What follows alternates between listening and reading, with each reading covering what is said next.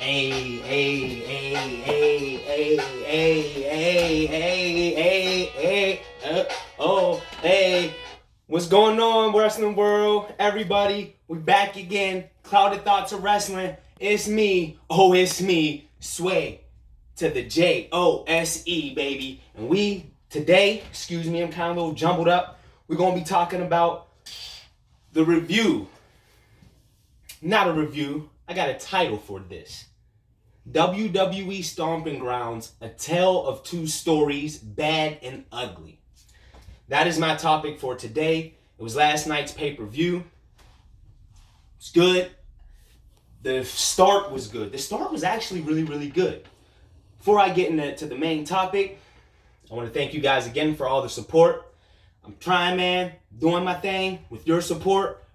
We're going to do big things. So keep it up, man. Thumbs up, subscribe, like, share. Share to your grandmama, your uncle, your cousin, your brother, your sister. Tell them all, tell everybody, man. Check out Clouded Thoughts of Wrestling with your boy, Sway Jose. So, WWE Stomping Grounds. I've been calling it Battleground because to me, it's a better name. And they had a pay-per-view that they called Battleground. They must have forgot about it. That's why I've been calling it Stomping Grounds. It's not, I don't. Now, if you like it, cool, man. I'm not knocking anybody. That's my thing. If you like it, cool. I don't. It reminds me of a sequel to Stomp the Yard. That's what it sounds like to me. It's not a name to get me excited or invested in a pay-per-view. We're going to get over it. My title today is A Tale of Two Stories, Bad and Ugly, because that is what we got at Stomping Grounds. Before we indulge in Ring of Honor, I will be attending the Ring of Honor pay-per-view this Friday in Baltimore, Maryland. I will be there. I'm excited. This is my very first pay-per-view that I will be attending.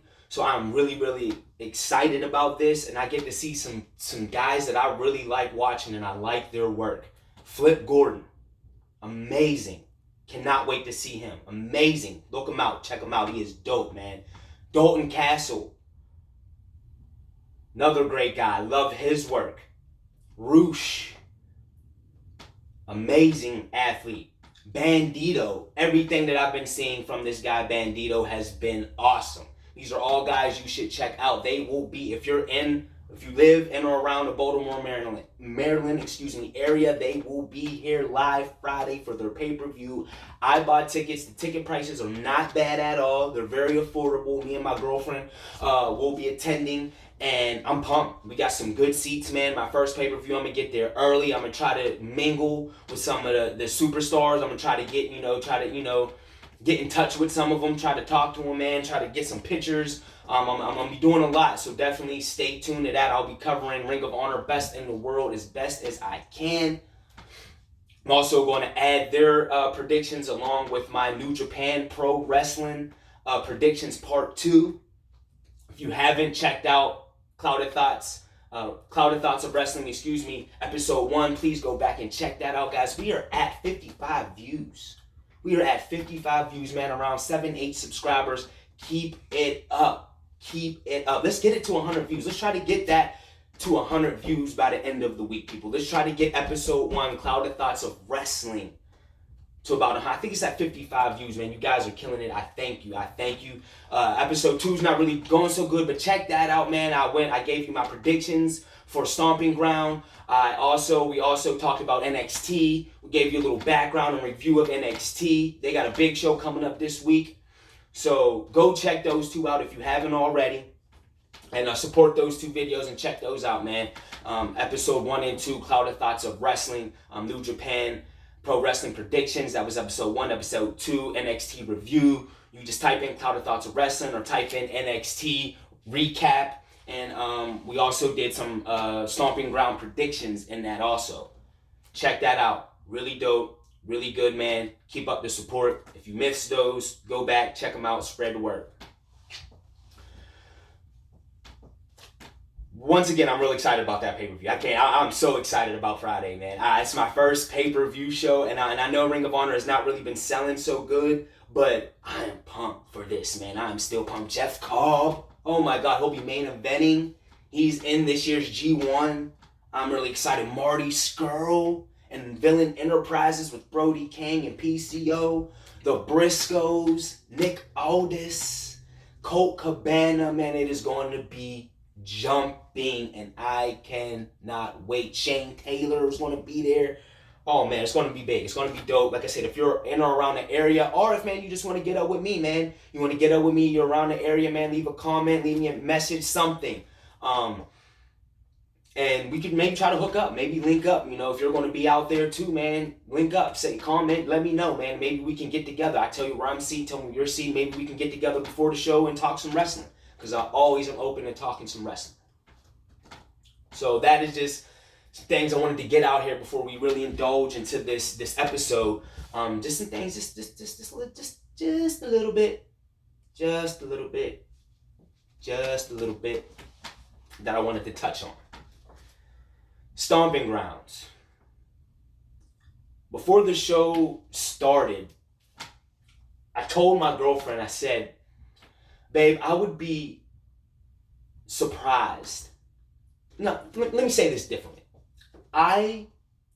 Wouldn't it be something, here's what I said. I said, babe, wouldn't it be something if this pay-per-view, since the expectations wasn't high, since the ticket sales didn't do good, what if they actually come out here and put on a good show and they surprise everybody?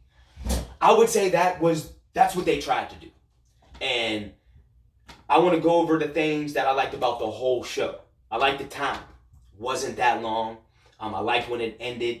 That was fine. Usually, man, sometimes these pay-per-views, they are just too long. This wasn't one of them, and I enjoyed that. I also enjoyed the fact that they focused on what was going on in the ring.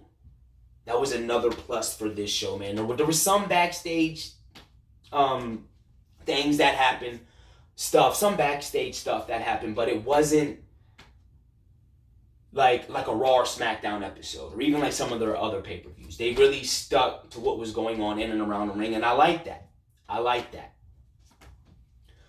So those are just two things that I can tell, maybe they are trying to do something different. Maybe. Now, this pay-per-view wasn't good enough to make me watch Raw and SmackDown this week, and I can't sit through a whole Raw or SmackDown. I can't do it. That's why I don't do Raw and SmackDown reviews. I can't do it. It's not good television. It's not good TV. So why would I? Why would I waste my time? And the WWE thinks you're stupid. They think we're idiots at sometimes. And I don't like someone calling me stupid. And it's basically what they do with the Raw and SmackDown shows. Now, if I hear that they're getting better and over a month they get better, I'll start watching them. I may start covering. But until then, there's just too much really good wrestling out here, man, that are doing their AEW, New Japan Pro Wrestling, some Ring of Honor, just NXT. So many other wrestlers that are just doing what I love. I'd rather focus and put the light on them than a company that doesn't really care about its product and how shitty it's been. They tried. This show started off really good, and they had me for a minute there. I really thought that this was going to be one hell of a show. I sat back and I'm like, okay, WWE, you guys are doing it. Cruiserweight title match started off, and I feel bad for these guys because everyone talks about how good 205 Live is. I'm going to start watching 205 Live. I don't know if I'm going to start really covering it, because like I said, man, there's just a lot of wrestling content out there, man. And like I said, I want this to be my profession. I want to make this a profession. I want to make this my job, so I don't have to go to my slave job, what I just came home from. But it takes time. And when I get there, I hope to cover as much wrestling as I can. But for right now, it's just too much. But I do want to start watching 205 Live. Maybe I will. Maybe I'll put 205 and NXT together, because maybe they should be together. Maybe they should have 205 with NXT. Or maybe just put at 205 on its own. I feel like putting it on Tuesdays after SmackDown is just not good. Because if you watch SmackDown, which is just a repeat of Raw, you're not going to really want to watch 205 Live. So I feel like that hurts them a little bit. I feel like if they were with NXT, man, I feel like they would get some spotlight too, and they would, you can mix their roster, and because I mean, most of the 205 Live guys have fought in NXT, so, and they work in NXT, so it would just make sense to just make it part of NXT. That's just what I think. Tell me what you guys think about it. I think that it would definitely put 205 out there, man. This match was good. It was a great way to start off the show, and the fans, the Tacoma, Washington fans, man, they were live. They were lit. They were lit throughout the whole show, and you could tell. They gave this match a standing ovation. That's how good these guys were going at it. And the 205 Live guys, excuse me, my beautiful girlfriend is bringing me some of this delicious H2O, baby, because I need it. Oh, I need it. My mouth is dry like the desert. No. Good water. So, where are we at? Triple threat, cruiserweight. Dope match, really dope match. I had Tony Nese winning because I didn't see them really taking a belt off him. When I think this is only like his second title defense match. I know he had one at, I think it was the last pay-per-view if I'm not mistaken, but I know it was against Ari Daivari and one which he won. So I just felt like, and I like Tony Nese, man. Him and Buddy Murphy had one hell of a match at WrestleMania. The pre-show. That's my problem, man. Stop putting them on the pre-show.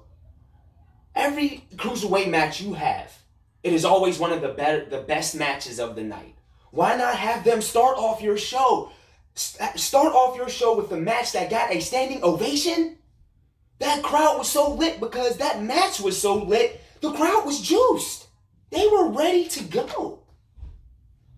They were ready to rock and roll, and you could tell, man, there were some real good spots. There was one good spot where Gulak, because it was between Drew Gulak and Akira Tozawa with Tony Nese.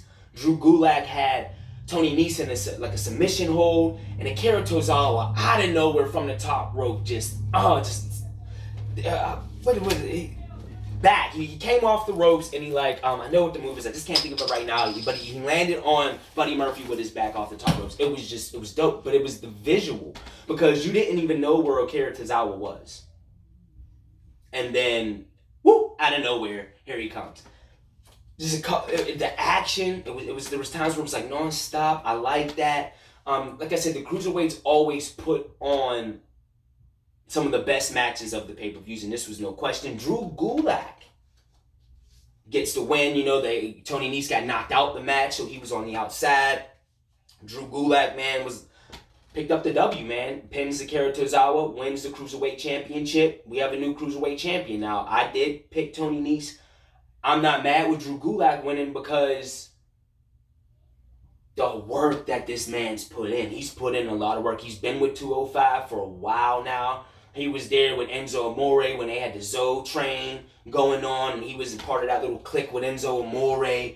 And the guy is just a good worker, man. He's a decent wrestler. Now, I really wasn't a big fan of his PowerPoint Drew. He was kind of had this a politician kind of gimmick. I really wasn't behind that.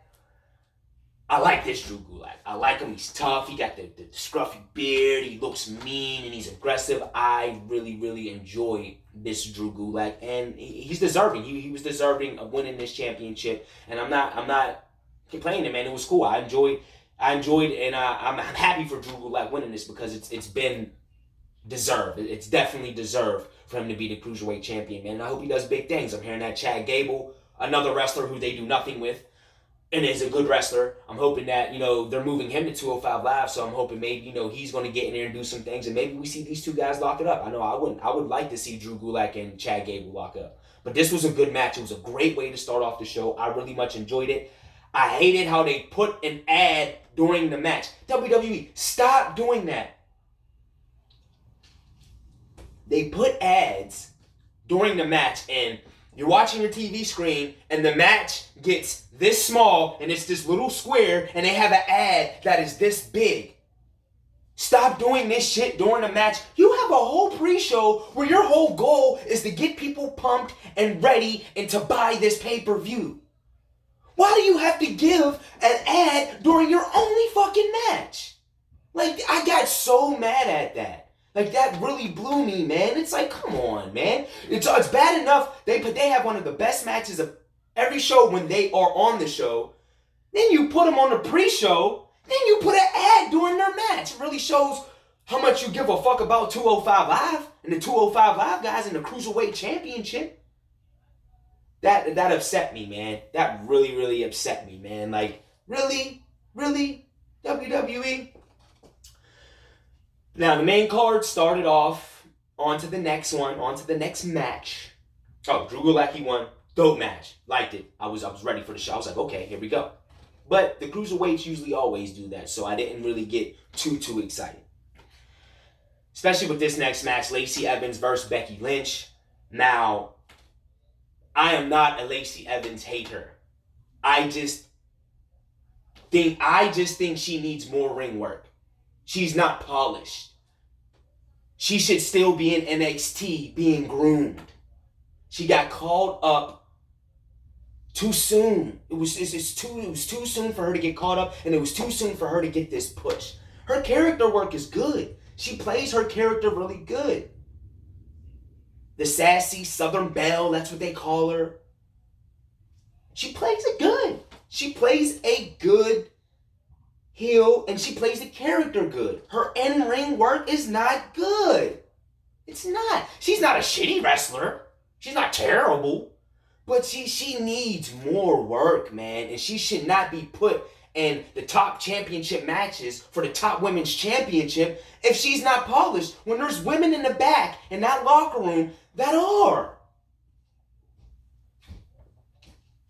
Simple as that. I heard people say, oh, I wouldn't want to see Natalya and Becky Lynch. Why not?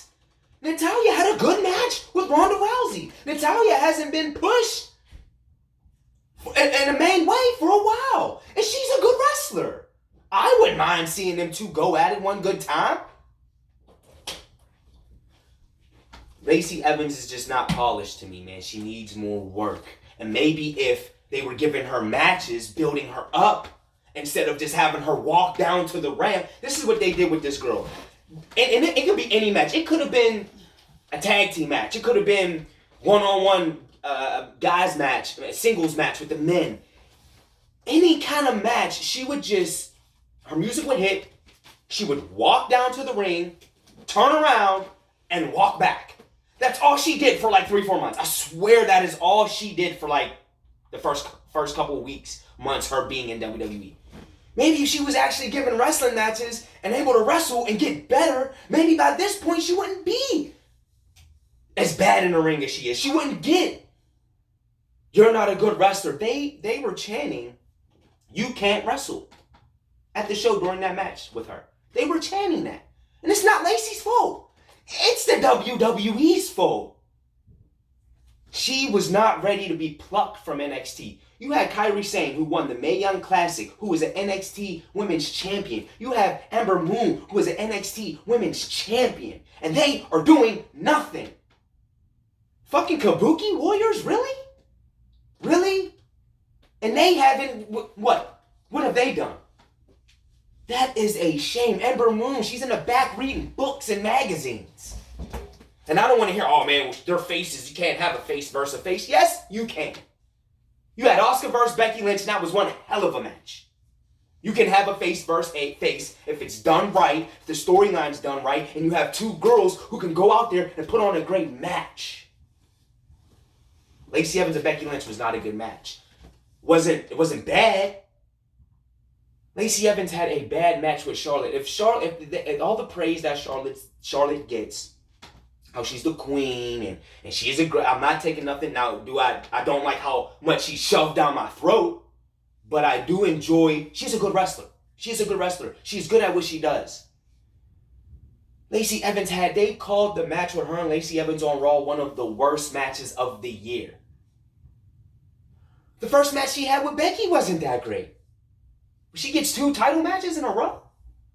I mean, I also get why, because WWE's pay-per-views are so bunched together. You have Super Showdown, 2 weeks later, you have Stomping Grounds, 3 weeks later, you have Extreme Rules. How can you sit back and really indulge and put something good out when all your shows are so cluttered together? So of course you're going to have them fight 3-4 times. Makes no sense. That was my problem with this match. The match was alright, wasn't bad. There's a lot of botches though. There was botches. There was a point where Becky Lynch is telling Lacey Evans, and it's loud and blatant, what's going on, what's about to happen, what I'm going to do. She's like coaching her. She wasn't coaching Charlotte in the last woman standing match at Evolution. Her and Asuka, at the Royal Rumble. Match was alright. My girlfriend asked me why did they put the match first. I didn't understand it at first, but I'm glad they did because it got it done and over with. And I like that. Especially the match that we had before that with the cruiserweights, and then the matches that followed it. Yeah, no, that match was in a good spot for what it was. And it was alright. You know, Becky wins. She picked up the win with the disarmor, tapped her out. Becky's still the champion. Becky should be the champion. Now, I picked Lacey because there has to be some kind of payoff for how much she's been shoved down our throats. And I'll get into that more as the show progresses. The more I talk about this show, you'll understand more. Well, as much as she's being shoved down our throat, I mean, it has to be a payoff sometime. And if you watched the whole show and you saw what happened at the end, this rivalry is not over. And I wish it would be. That was the one thing I got excited after this match. I said, well, it's the second time she's done tapped her out. It's over. It's done. But no, man. I don't think it is. I don't, man. And maybe Lacey will win the belt eventually. I don't know. I hope not. But that was that match, man. We're going to move on to what was a hell of a match, man. The tag team matches on this show were fucking really good. Excuse my language, but man, sometimes you just gotta cuss. And this match was so good. It was the New Day, Big E, and Xavier Woods. They went against Kevin Owens and Sami Zayn. This match was good. It started out good, man. KO starts as like super kick, power bomb, haluva kick, swanton bomb, frog splash. Like that's how this match started out. And Sami Zayn and Kevin Owens were just, their chemistry with each other is so, man. I love Sami Zayn and Kevin Owens. I do, man. And I'm upset that they've been doing nothing but eating losses since they've returned to the main roster, since they came back from injury. Man, these guys have just been losing and losing and losing. But you talk about a total package. You talk about guys who are good on the mic, who gets the crowd going, who are good faces, who can be good heels, who are good in the ring. It's these two. And they showed that they've already lost their matches for single titles. Put them together, have them go for the tag team goal, and have them put on good tag team matches like what we seen last night. Big E and Xavier, amazing. The way Xavier sold the beginning of this match, taking the barrage of moves that Owens and Zayn were landing on him. And there's a point in time where he's on the ring in the bottom, and he just really looks like he's knocked out because they were rocking his world, man. And Xavier, they call him underrated. He's not underrated no more, man. I love the way he holds the mic in his hands. He holds it like this. I'm dripping water on myself. I didn't close all the way, excuse me. But he holds it like this. I love it. And he's good. He's good on the mic. There was a spot in the ring where he tries to lift Big E up on his shoulders, and he's like, I can't. Because he had, hurt his back a little bit in the match. Then he's like, I'm going to do it. And he just picks Big E up and just slams him. I believe it was on Kevin Owens. And I'm like, oh my goodness, man. Xavier Woods' execution, oh man, he's dope. I like Xavier Woods. I love the New Day's hot tags. I think their hot tags are some of the best, especially when it's Big E coming in for a hot tag. And when he gets going, man, I really, really like that. These two teams put on one hell of a tag team match. They did. And by this time, I don't even care about Lacey Evans and Becky Lynch anymore. I don't, because the next couple of matches just totally took my mind away from that. That's how good they were. And I'm sitting here like, maybe this ain't going to be a bad show. and Kevin Owens and Sami Zayn win. I had them winning because, like I said, they needed a big win. They needed a big win. And this was. And the New Day, they've been hot.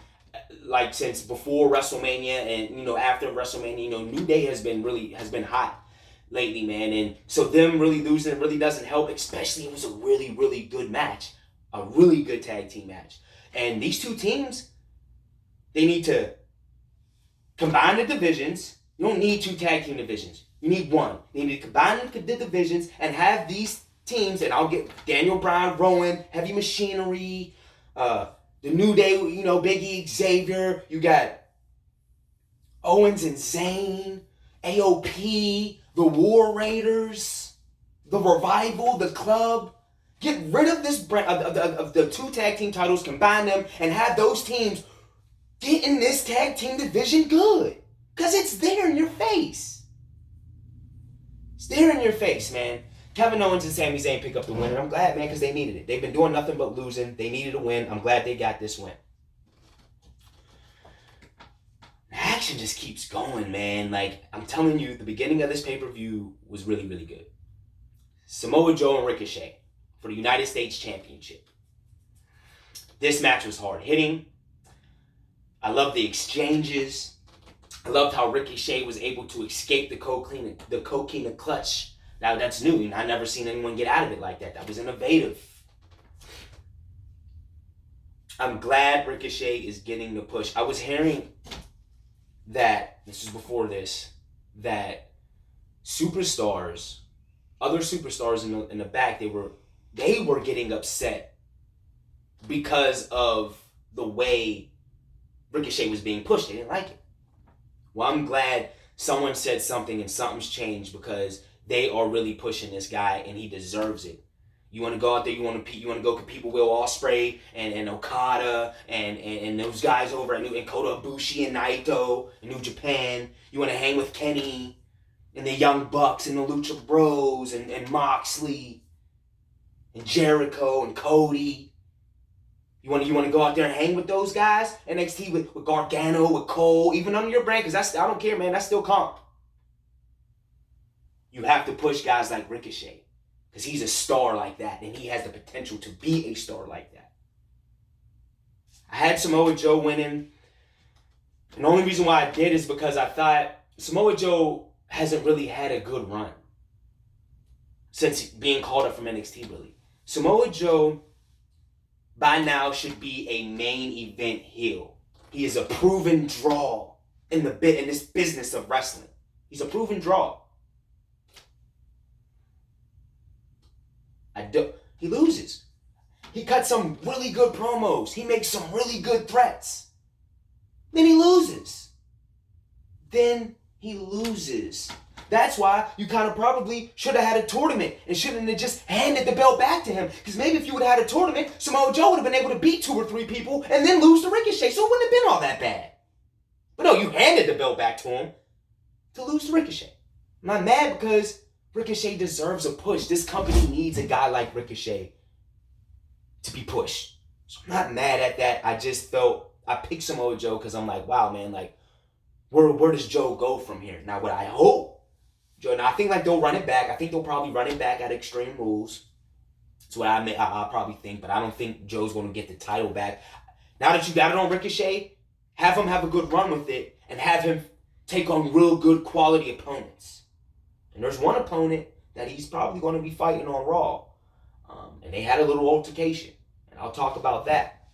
But Samoa Joe now, they need to get him ready and put him in a main event where he's going after the WWE Championship and the Universal Championship. Because he's that good. And get this man some wins. And make him look dominant and strong like he should look. If he's called the Destroyer, but you're losing all the time. That's just my frustration, man. I have not liked what they've really done with Samoa Joe since he's really been on the main roster. He should be a top heel, not Shane McMahon, not fucking Bourne Snorbin. That's what I call him. Not Bourne Snorbin. It should be Samoa Joe. He's a guy capable of doing it, and a whole bunch of other people. EC3, Bobby Roode. No, we get Kool-Aid with no sugar, born Snorbin, and we get the best in the world, Shane McMahon. Fuck out of here, man. Best in the world, my ass. Great match. Good match. And it continues of this pay-per-view starting on. Like I said, man, they didn't really give you a whole bunch of promo bullshit. They didn't give you that entertainment, goofy, dumb bullshit that the WWE does. They really focus on the wrestling. And then it was different. It was like, hold on. It's like, is Triple H sitting in Gorilla? Because this don't seem like a Vince McMahon pay-per-view right now. But oh my God, does it change. Oh, it changes. So, dope match. Ricochet wins. He goes into the back, man, and they have Charlotte's back there. Seth Rollins is back there. I think Kurt Hawkins, Zack Ryder's back there. They were there to have Heavy Machinery, and they congratulated him. And he had like a big congratulations, and then Triple H comes up and he gives him a hug. That was cool, man. I like that. I really like that, man, and it shows that they are really in on Ricochet, and that's really good to see because I really like Ricochet. So I enjoyed that. And check him out, man. He's really dope. I tell people, even if you don't want to go back and watch the match or you don't want to watch a whole show, you can go to YouTube, man, and type in highlights. Ricochet highlights. And you'll see why this guy needs to be pushed to the moon. And I'm glad that they're finally doing that. I hope that they have something more for Samoa Joe. Moving on to the next one. Another really good match. And in my opinion, Samoa Joe and Ricochet was the best match of the night. But you can make an argument for this match too. Oh my God, Tacoma was behind Daniel Bryan. You could have put anybody in that ring next to Daniel Bryan and they would have got booed. They would have. That was probably one of the biggest pops I've seen for a superstar in a while, man. Like, they were going crazy. And he's a heel. Heavy Machinery, they're the face. And they were getting booed so bad. And like I said, and it's not because of Heavy Machinery. They did good. They wrestled their asses off, man. I was so proud of Heavy Machinery, man. That my NXT boys, because I love NXT, man. And anytime I see somebody that came up from NXT doing their thing good, that deserve it, keyword deserve it, I'm glad. And Heavy Machinery, they did their thing in this match, man. Otis and Daniel Bryan, they had the exchange. You know, there was a point where Daniel Bryan is kicking the shit out of Otis, standing up. He's giving him like leg kicks and like kicks to the body, and the sound is so loud. And then, you know, the way Otis just like threw him over, and just the connection. I love Otis's movements, man. I love his facial expressions and his movements.